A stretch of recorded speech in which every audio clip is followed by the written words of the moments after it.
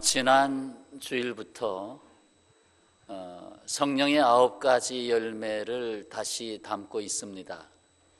금년도 표 성령 안에서 예수로 충만한 사람들을 거두기 전에 그냥 거두기가 아깝기 때문에 다시 주워 담고 있습니다. 내 안에 이 열매가 제대로 맺어지고 거두어지고 있는가를 돌아보는 지금 2달 정도의 기간이 되고 있습니다. 지난주에는 첫 열매가 되는 사랑의 열매에 대해서 말씀을 드렸습니다. 사랑의 열매는 대표적인 열매이면서 그 안에 나머지 8가지 열매를 사실상 담고 있습니다. 사랑이란 무엇인가? 모든 사람과 모든 곳에서 함께 하기로 하고 이에 헌신하는 것이다. 이렇게 지난주에 정의를 내려드렸습니다. 더 줄여서 함께 하는 것이다. 내 마음에 들든 안 들든 함께 하는 것이다. 내 사정이 되든 안 되든 함께 하는 것이다.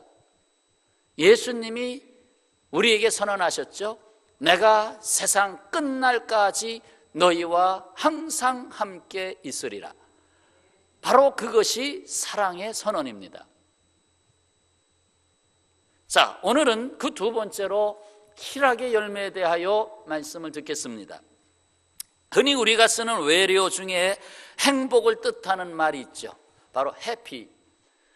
얼마나 그 말이 좋으면 강아지 이름에도 해피, 해피 하고 붙여줍니까? 바로 행복한 뜻이죠. I am happy 하면 나는 행복하다. 그 말 아닙니까? 근데 그 해피라는 단어에 HAP라고 하는 어근이 들어있는데 그 단어의 뜻은 우연을 뜻한다고 합니다. 우연. 우연이란 말과 좀 친척벌이 되는 것이 있죠. 행운. 다시 말해서 이 사람은 좋은 환경에서 태어났다. 이 사람은 아프리카에서 태어나지 아니하고 미국에서 태어났다. 이 사람은 부모가 재벌이다. 그래서 재벌 집안에서 태어났다. 그러면서 다시 말해서 우연이라는 단어가 들어있으면서 행복이 연결되다 보니까 무슨 의미가 그 안에 있느냐 하면 세상적인 행복은 환경에 좌우된다. 환경, 상황, 자기가 살고 있는 환경에 따라 행복한 사람이냐 행복하지 않은 사람이냐. 나는 태어났는데 단칸방 오두막집에서 태어났다. 나는 10층짜리 빌딩을 가진 집안에서 태어났다. 그럼 어떤 사람은 이래서 행복하고 이래서 행복하지 않다. 그렇게 말할 거 아닙니까? 결국 세상에서 말하는 행복은 좋은 환경에 근거한 좋은 느낌에 달려있다. 좋다, 좋아, 그러면 행복한 거고, 힘들어, 아니야, 그럼 불행한 거라 말이죠. 그러면 우리가 항상 그렇게 좋은 환경과 좋은 여건 속에서 살아갈 수 있느냐? 항상 건강하게 정말 아무 병거 없이 100세까지 살아갈 수 있겠느냐? 아니다라는 겁니다. 아니다. 그러면 나는 불행하다고 말할 겁니까? 항상 좋은 환경이 될 수가 없는 것이 현실입니다. 오히려 원치 않았던 수많은 순간들, 환경, 상황들이 다가옵니다. 그래서 나는 이게 아니다, 나 불행하다 라고 말할 수밖에 없는 그러한 삶이 다가온다는 것이죠. 갑자기 배가 뒤집히고 원하지 않던 질병이 나타나고 행복하게 살라고 보냈더니 불행하게 살고 부자가 될 줄 알았더니 빚더미 위에 앉아버리고 평생 같이 살 줄 알았던 사랑하는 사람을 잃게 되고 여기서 어떤 기쁨을 누리겠습니까? 어떤 내 인생은 즐겁다라고 말할 수 있겠습니까? 내 인생은 해피하다라고 말할 수 있겠습니까?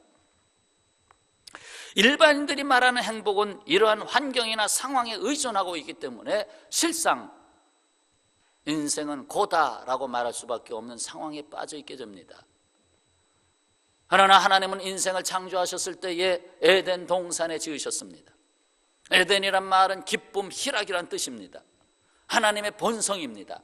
하나님의 본성이 드러난 게 에덴 동산인데 결국 나는 기쁨의 원천이다. 나는 너희들에게 기쁨의 삶을 살기 원한다. 그게 해피한 것이다.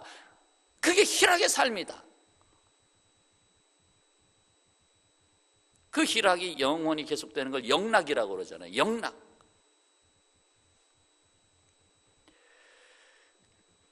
그러나 세상에서 그것을 기대할 수가 없습니다.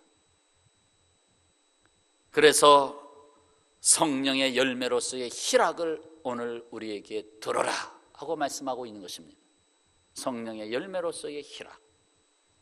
희락은 그저 기뻐할 상황에 되어서 기뻐하고 그렇지 않으면 낙심하고 슬퍼하는 그런 것이 아닙니다. 이 희락은 사람들이 말하는 그 행복 이상의 것입니다. 행복 이상의 것이다. 희락은. 로마서 14장 17절 말씀, 자, 한번 같이 봉독합니다. 하나님의 나라는 먹는 것과 마시는 것이 아니요 오직 성령 안에 있는 의와 평강과 희락이라. 아멘. 네, 먹는 것과 마시는 것은 현실적인 삶이죠. 육신적인 삶이죠. 거기서 인간은 만족하려고 하고 거기서 어떤 즐거움을 찾으려고 합니다. 그런데 그건 지속되질 않습니다. 오직 성령 안에 있는 의와 평강과 희락, 바로 여기에 하나님의 나라의 세 가지, 물론 다른 것으로도 많이 표현할 수 있지만 하나님의 의가 있고 하나님이 주시는 평강이 있고 하나님으로부터 나오는 희락이 있습니다. 희락, 기쁨. 바로 이 희락을 오늘 우리에게 말씀하고 있습니다. 사도 바울은 모진 박해를 겪으면서 자신의 생애를 복음을 위한 삶에 불살랐지요. 여러분, 바울처럼 살고 싶으세요? 찬송하잖아요, 우리가. 예수님처럼 바오로처럼 그렇게 살 순 없을까 하고 찬송하잖아요. 그 말은 그렇게 되고 싶다는 거 아니에요. 맞습니까? 예수님처럼 되고 싶죠? 바오로처럼 되고 싶죠? 대답했어요. 거두지 마세요. 이 말을 들으면 괜히 대답했다 그럴 거예요. 고린도후서 11장에 사도 바울의 자서전이 나옵니다. 자서전에 11장 23절의 이하를 몇 절 한번 들어보세요. 그들이 그리스도의 일꾼이냐 정신없는 말을 하거니와 나는 더욱 그러하도다. 내가 수고를 넘치도록 하고 옥에 갇히기도 더 많이 하고 매도 수없이 맞고 여러 번 죽을 뻔했으니 유대인들에게 40에서 하나 감한매를 5번이나 맞았으며 3번 태장으로 맞고 1번 돌로 맞고 3번 파선하고 일주일을 깊은 바다에서 지냈으며 여러 번 여행하면서 강의 위험과 강도의 위험과 동족의 위험과 이방인의 위험과 시내의 위험과 광야의 위험과 바다의 위험과 거짓 형제 중의 위험을 당하고 또 수고하여 애쓰고 여러 번 자지 못하고 줄이며 목마르고 여러 번 굶고 춥고 헐벗었노라. 바울처럼 살고 싶으세요? 예? 바울처럼 살고 싶으냐고요? 그런데 우리는 바울을 닮기 원합니다. 왜? 뭐가 있기 때문에. 바울은 이러한 역경을 수없이 핍박을 수없이 겪으면서도 자신 안에 있는 기쁨을 표현했습니다. 사도 바울은 곳곳에서 기쁨에 대해서 너무나 강조하고 있습니다. 신약 전체로만 봐도 기쁨에 대한 말씀이 150번 정도 나옵니다. 무엇보다도 이 말씀 한마디에서 사도 바울의 고백이 정리됩니다. 빌립보서 4장 4절, 주 안에서 항상 뭐하라? 기뻐하라. 내가 다시 말하노니 기뻐하라. 기뻐하라. 카이로라고 한 헬라 말인데 영어에서 깨져서 나왔습니다. 항상 기뻐하라. 기쁨의 명사는 카리스죠. 카리스, 카이로. 주 안에서 항상 기뻐하라. 그래도 입으로 시인합시다. 주 안에서 항상 기뻐하라. 아멘. 그렇게 삶에 여러 가지 어려운 시련이 있었어도 자신의 입에서 항상 기뻐하시오. 그것도 빌립보서에서, 그것도 감옥에서. 빌립보서가 옥중서신 아니에요. 감옥에서 성도들에게 편지를 보내면서 항상 기뻐하시오. 자, 여기 예수께서 말씀하시는 기쁨 곧 희락의 성격이 있습니다. 어떻게 항상 기뻐할 수 있을까? 희락의 성격이 있어요. 자, 첫째로 근심이 기쁨이 됩니다. 20절 요한복음 16장 20절 말씀을 같이 봉독하겠습니다.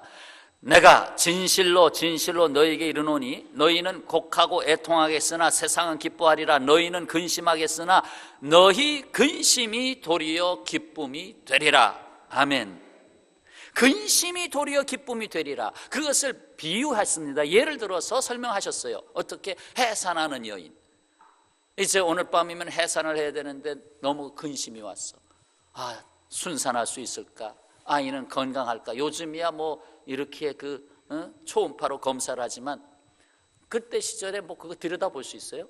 그러니 얘가 손가락이 10개가 다 달렸을까? 눈은 정말 맹인이 아니고 제대로 볼 수 있는 눈일까?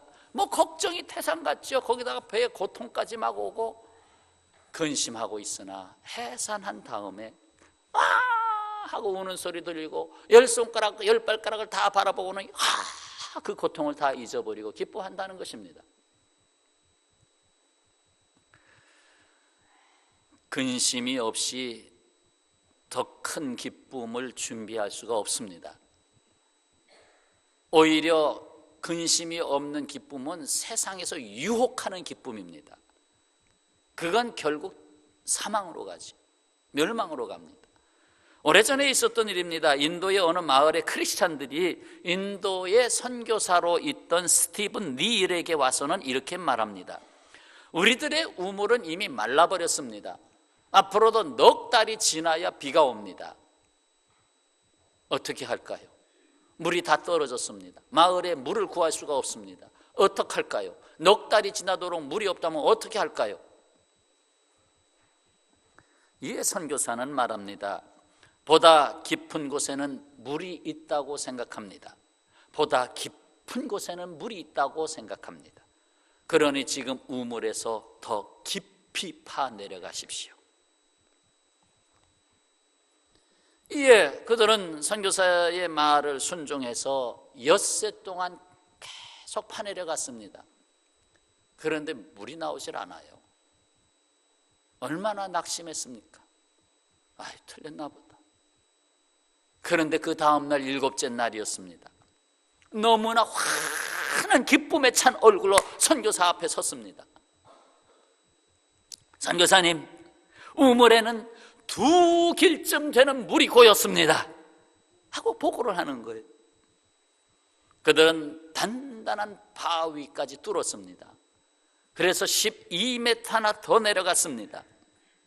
거기서 숨어 있었던 물줄기 지하수를 발견한 것입니다. 그 엄청난 바위 반석 밑에 물이 흐르고 있는 것을 발견한 것입니다. 그 이후로는 어떠한 가뭄이 와도 이 우물은 마르지 않았습니다.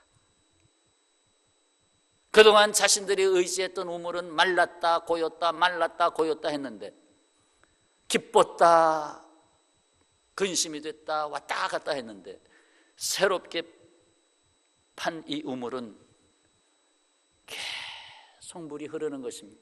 계속 물이 고이는 거예요. 오히려 그들의 근심은 새로운 마르지 않는 물을 구하게 됐습니다. 야고보서 1장 12절에 내 형제들아 너희가 여러 가지 시험을 당하거든 온전히 기쁘게 여기라. 시험을 당하거든 기쁘게 여기라. 오히려 그 시험이 나를 깨뜨리고 그 시험이 나로 하여금 더 깊은 영성으로 들어가게 하고 거기서 내가 알지 못했던 지하수와 같은 기쁨을 발견하게 된다는 것이죠. 그렇습니다. 근심은 거기에 머물러 있지 않습니다. 주님이 이끄시는 방향으로 내가 그리스도 안에서 성령의 사람이라면 이미 보장되어 있는 거 아닙니까? 내 인생이. 그건 믿습니까? 내가 예수 안에 있고 성령의 사람이라면 내 인생을 주님이 보장하고 있다는 건 믿으십니까? 그러면 내가 얼마 동안의 근심이 내게 왔을지라도 그 근심은 내가 생각지 못한 더 큰 기쁨으로 인도한다는 거예요. 자, 두 번째 사실은 빼앗길 수 없는 기쁨이다라는 거예요. 세상에서 주는 기쁨은 줬다 뺏었다 줬다 뺏었다 그래요. 이번에 수능시험을 잘 봤어요. 기뻐 넘쳐요. 그런데 어쩌다가 대학 선택을 잘못해서 떨어졌어요. 그럼 기뻤다가 슬펐다가 막 왔다 갔다 하는 거예요.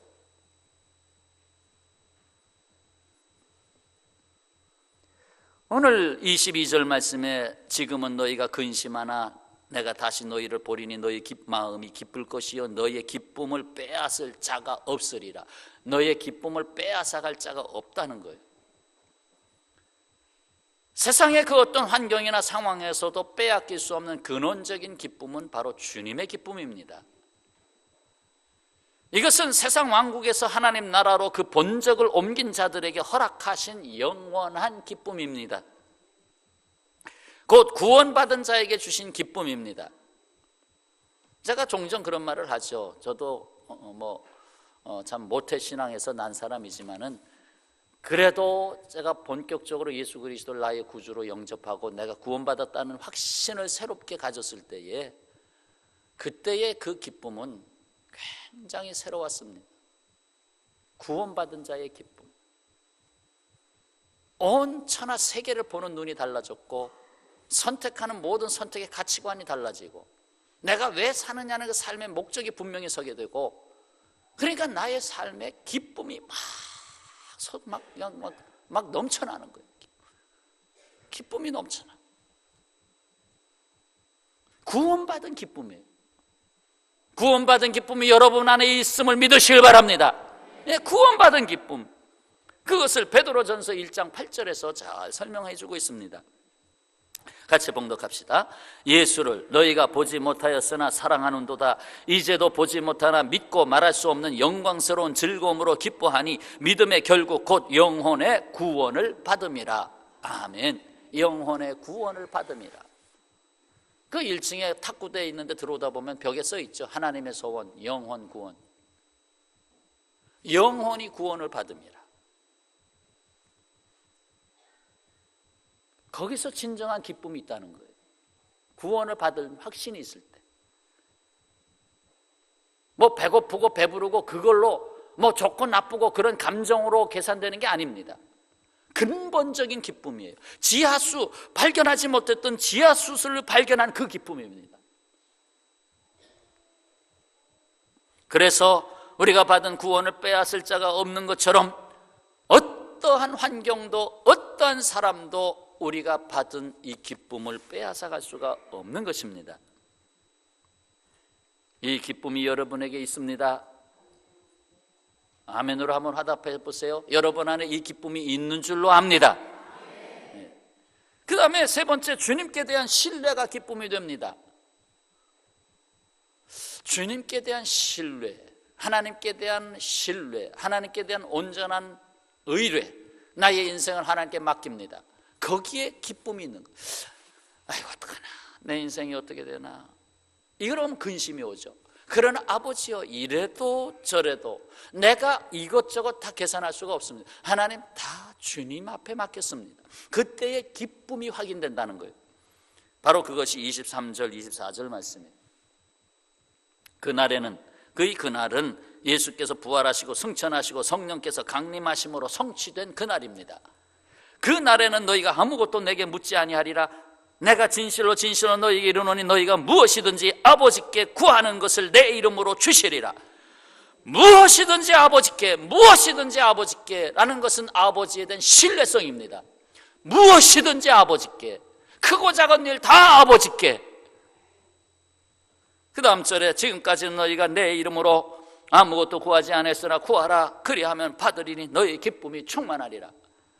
구하라 받으리니, 내가 아 하고 구했는데 하나님은 어 하고 대답하셨어요. 아 하고 어는 다르지만 결국 구했을 때 하나님이 내게 주시는 것을 바르게 받게 될 때에 거기에 진정한 기쁨이 있습니다. 아를 구했다고 꼭 아로 응답하지 않습니다. 어로 응답하든지 우로 응답하든지 거기에 진정한 하나님이 주시는 기쁨이 있습니다. 여는 내가 하나님을 신뢰하고 하나님을 찾고 있느냐가 중요하지요. 그런데 이 그날을 주시기 위해서 십자가를 지시지 않았습니까? 그 십자가에는 우리 인생의 모든 죄와 슬픔, 무거운 짐들, 절망들, 질병들, 분쟁들, 사망, 그 모든 걸 다 감당하시기 위해서 십자가 지시지 않았습니까? 그러니까 예수 그리스도 안에서 우리는 인생의 모든 문제들을 그 안에서 해석할 수가 있는 것입니다. 이로써 성령 안에서 예수로 충만한 사람들에게는 주께서 주신 이 놀라운 약속이 살아있는 것입니다. 너희가 무엇이든지 아버지께 구하는 것을 내 이름으로 주시리라. 구하라 그리하면 받으리니 너희 기쁨이 충만하리라 하는 이 약속이 여러분의 것입니다. 예수께서 무엇을 말씀하신 거예요? 내 이름으로 하나님을 신뢰하라는 거예요. 자, 그렇습니다. 희락은 함께 하시는 하나님께 대하여 확신하는 것입니다. 자, 오늘 희락의 정의를 내립니다. 희락은 함께 하시는 하나님께 대하여 확신하는 것. 그냥 뭐 이게 희락이 아니고 함께 하시는 하나님께 대하여 나의 삶이 어떠한 지경에 있든지 나와 함께 하시는 하나님께 대하여 확신하는 것. 여기서 기쁨의 지하수가 흘러요. 여기서 희락의 지하수가 흘러요.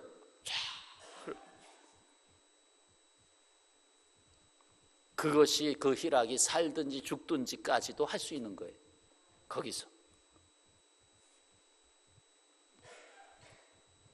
희락은 어떤 상황에도 하나님께서 우리를 위하시고 계시다는 것을 확신합니다. 위하여! 위하여 하면 어떤 자리가 생각나요? 짠짠짠 위하여! 그러는데 하나님이 우리를 위하여, 앞으로 빈잔을 드시고 하나님을 위하여 이렇게 해주고, 위하여 할 땐 하나님 앞에 꼭 붙이세요. 하나님을 위하여. 그러면 하나님은 우리를 위하여, 하나님은 우리를 위하여, 하나님은 우리를 위하여. 이것이 확신될 때에 희락이 있는 것입니다. 희락은 하나님이 우리를 어떤 상황에서도 붙들고 계시다는 것을 알기 때문에 그 어떤 상황도 이겨낼 수가 있는 능력이 되는 것입니다. 희락은 능력입니다. 희락은 감정이 아니고 희락은 능력입니다. 내 안에 꿈틀꿈틀 거리고 있는 하나님이 주신 영원한 기쁨, 이건 이 세상을 이겨나가는 능력이다라는 거예요. 그 희락을 가지면 은연중에 우리의 표정에서 깊은 곳에서 우러나온 신앙의 그 확신 속에서 나온 기쁨이 은연중에 표현돼요. 그러면 그 사람의 인간관계도 좋아집니다. 인간관계가 좋아져요. 나보다 나를 더 위하시는 분은 하나님이시라는 것이 믿어지는 것이 믿음이고, 이것을 즐거워하는 것이 희락의 열매라고 볼 수 있다면 결국 그 희락은 변치 아니하시는 하나님의 성품입니다. 자, 이렇게 조금 더 한번 접촉해 보시죠. 희락은 초등학교 4학년 된 딸이 갑자기 학습 장애자로 판정을 받았습니다. 그동안은 그런 대로 얘가 왜 이렇게 성적이 잘 안 나오나 그랬는데, 이제 학습 장애자라 판정을 받았을 때 얼마나 낙심스러울까요? 그런데 희락은 바로 그 상황에서 이렇게 고백합니다. 하나님이 이미 이 아이의 문제를 알고 계시고, 이것이 이 아이 그리고 그 가족이 의미하는 바가 있음을 알고 계시다는 것을 믿는 것이다. 하나님은 이 세상에 이 아이가 태어날 때, 이 아이를 태어날 때부터 알고 계셨고, 그 창세전부터 알고 계셨다. 거기서 나는 그걸 늦게 알았을 뿐이지 하나님은 먼저 알고 계셨다. 그럼 하나님이 이 아이를 알고 계시면서도 이 세상에 보냈으면 하나님이 이 아이를 통해서 하시고자 하는 일이 있는 거 아니냐? 이 아이를 통해서 오히려 이 아이를 낳은 부모에게 뭔가를 알게 하시고자 하는 것이 아니냐? 여러 가지 면에서 하나님이 하시고자 하는 일에 대한 신뢰성을 고백하는 것이 희락이라 이 말입니다. 희락은 어머니가 암에 걸리셨다는 소식을 갑작스럽게 들었을 때에 어머니가 이 세상에 태어나기도 전에 이미 하나님의 딸로서 어머니의 인생이 하나님의 새 신바 되었다는 것을 알고 계시다는 것을 믿는 것입니다. 이사야서 26장 4절에 너희는 여호와를 영원히 신뢰하라. 주 여호와는 영원한 반석이심이라. 영원한 반석이심이라.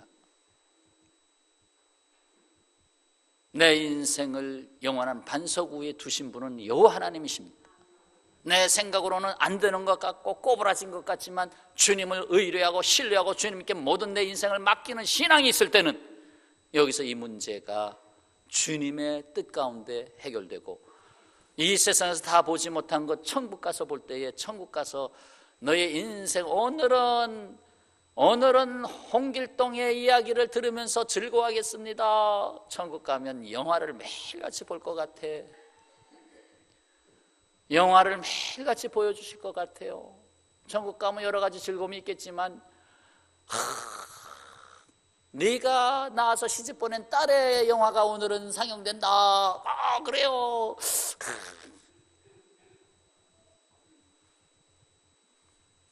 하나님이 우리의 인생을 위하여 인도하고 계시고 반석 위에 두셨습니다.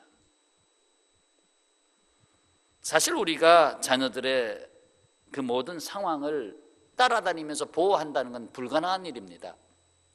설거지하다가도 한 아이가 다쳐가지고 병원에 가기도 하는데요, 어떻게 다 일일이 따라다니면서 보호합니까? 못하잖아요. 그런데 하나님은 여전히 그들과 함께하고 계시다는 사실, 여기에 우리의 희락이 있습니다. 학교에 보낸 자녀가 잘 지내야 되는데 하나님이 동행하고 계신다. 하나님이 함께 하신다. 그렇잖아요. 아이고 시집간 딸이 잘 살아야 되는데 하나님이 함께 하신다. 여기에 희락이 있다는 것입니다. 가만히 보면 사랑은 함께 하는 것, 지난주에 사랑에 대한 말씀으로 드렸어요. 사랑은 함께 하는 것. 결국 모든 것은 거기에 다 들어가 있어요. 희락도 하나님이 우리와 함께 하신다는 것에 대한 확신. 그렇죠? 다음 주엔 어떤 얘기가 나올까요? 기대해 보세요. 결혼식장에서 흔히 듣는 말이 있습니다. 건강할 때나 병들었을 때나 부할 때나 가난할 때나 하고 서약을 합니다. 무슨 서약이에요? 변치 않고 사랑하겠느냐. 그 어떤 상황에서도 변치 아니하고 동행하겠다는, 부부가 동행하겠다는 약속에 희망이 숨쉬고 희락이 숨쉬고 있는 것입니다. 거기에 기쁨이 숨쉬고 있는 것입니다. 이렇게 희락의 열매를 맺기 위해서는 내 뜻을 내려놓고 주님의 뜻을 구하며 기다리는 자세가 필요합니다. 주님의 뜻을 구하시려면 주님이 원하시는 것이 무엇인지 알아야 하지 않겠습니까? 주님이 원하시는 것을 알기 위해서는 말씀을 사모하며 성령 안에서 예수 그리스도로 충만해야 합니다. 그래서 사도 바울의 고백처럼 이제는 내가 사는 것이 아니요 내 안에 그리스도께서 사시는 것이니, 내 안에 그리스도께서 사시는 것이니, 거기서 비로소 희락의 열매가 맺는 것입니다. 희락 공동체 안에 있는 평화의 가족 여러분, 희락은 언제나 땅속 깊이 숨어 있어 보이지 않았던 깊은 지하수와 같습니다. 그렇습니다. 인생의 역경이 오히려 더 마르지 않는 더 충만한 것을 발견하게 하기 위해서 우리가 항상 기뻐해야 할 이유가 있는 것입니다. 더 큰 기쁨이 있다. 더 온전하고 영원한 기쁨이 있다. 그래서 너에게 얼마 동안 근심을 주었다. 너에게 더 큰 가치를 주기 위해서 내가 너에게 이러한 고난을 주었다. 고린도후서 6장 10절에서 이렇게 선언했지요. 근심하는 자 같으나 항상 기뻐하고. 이 사도 바울의 고백이에요. 근심하는 자 같으나, 우리는 근심하는 자 같으나 항상 기뻐하는 자다. 희락은 우리가 원하는 때에 원하는 것을 얻는 데 있지 않습니다. 내 원대로 되는 것이 즐거움이 아닙니다. 희락은 하나님이 내가 알기도 전에, 내가 존재하기도 전에 나를 위하여, 우리를 위하여 뜻하신 온전함이 하나님께 있다는 믿음에 근거하는 것입니다. 그러므로 희락은 우리의 인생이 우리가 원하는 대로 흘러감으로 찾아드는 행복이 있지 않습니다. 하나님이 주시는 것은 세상이 주는 것과 다릅니다. 내가 너에게 주는 것은 세상이 주는 것과 같지 아니하니, 세상에 지금 선포되고 있는 말씀, 전광판에 계속 흐르고 있는 말씀입니다. 내가 너희에게 주는 것은 세상이 주는 것 같지 않다. 이에 희락 곧 기쁨을 뜻하는 영어 joy, J-O-Y의 세 글자를 거듭 담아 가실 필요가 있습니다. joy, 기쁨이지요. J, Jesus first, 예수님을 항상 우선으로 하고, 예수님 첫째. O, others second, 다른 사람들을 그 다음으로 하고, 예수님 다음으로 하고, 예수님이 첫째, 다른 사람들이 둘째. 그리고 Y, yourself, 당신, last, 당신이 마지막, 나 자신은 맨 마지막으로 하는 것이다. 이 순서가 잘 지켜져 나갈 때 비로소 기쁨을 잃지 않습니다. joy, 예수님이 첫째, 다른 사람들이 둘째, 그리고 내가 마지막. 그 안에 오직 예수 그리스도로 충만합니다. 다시 말씀드리면 내 인생은 주님의 것이라는 데 확신이 있어야 하고, 내 인생은 이 세상의 다른 사람들과의 관계 속에 보냄을 받았다는 확신을 가져야 됩니다. 사랑하는 평화의 가족 여러분, 하나님의 성품으로서의 희락의 열매가 여러분 안에 항상 함께 있음을 주 예수 그리스도 이름으로 축복합니다. 기도하겠습니다. 아버지 하나님, 내 주 되신 주를 참 사랑하고